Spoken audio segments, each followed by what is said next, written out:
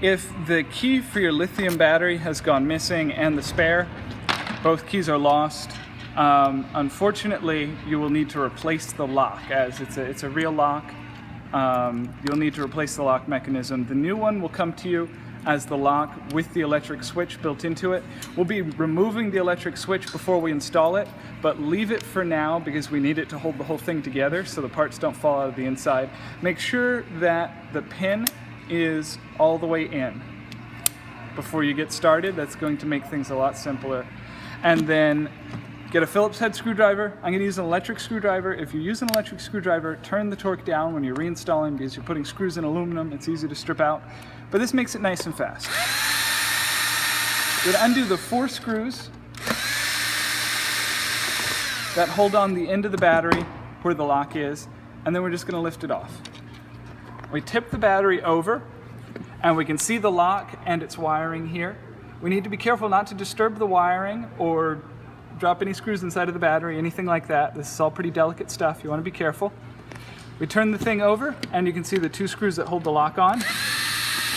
Unscrew both of those. Now you can tap the screws out and hang on to them. And if you lever the lock down and then pull it into the battery, you can lift it right out. It's pretty simple. Be careful with the wiring. And we're going to put the switch on its end. Now we're going to unscrew the electric switch.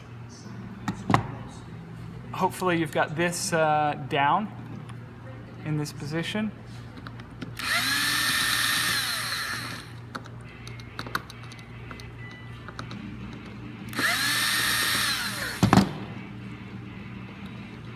And now we can lift the electric switch off of here.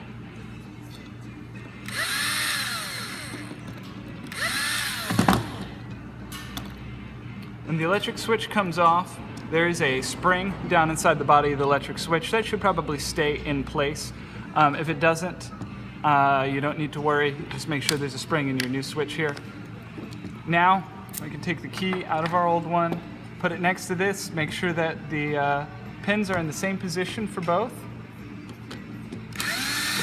and carefully unscrew this. Your screwdriver has a lot of power. You do want to be careful that it doesn't whip the lock around. Use a vise if you need to, or a hand driver. Now we can lift the switch off of the new one. Okay, so the spring has stayed in both cases.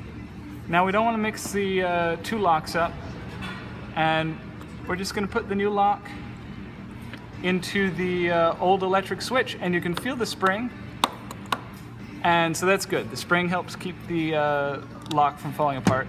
Put our screws back in, make sure your torque is low, and hang on to this so that it doesn't hurt you. You don't want it spinning around.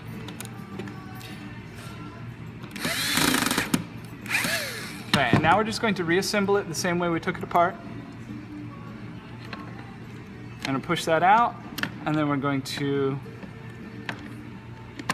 lever it in place, turn it on its end, and we're going to put the screws back in. And again, low torque. We don't want to strip this stuff out. I've got some practice putting these together, but not too much torque. And of course not too little. You don't want it to rattle apart either. Now, observe the wires as you're putting it back in. You really want to make sure you're not pinching any wires. They can get pinched on the end piece here. They can get crushed against stuff. Make sure that the wires, as they go in, are laying in a nice empty spot. Use your finger or something safe to push the wires in if they need to go in. And then we can put our 4 screws back in.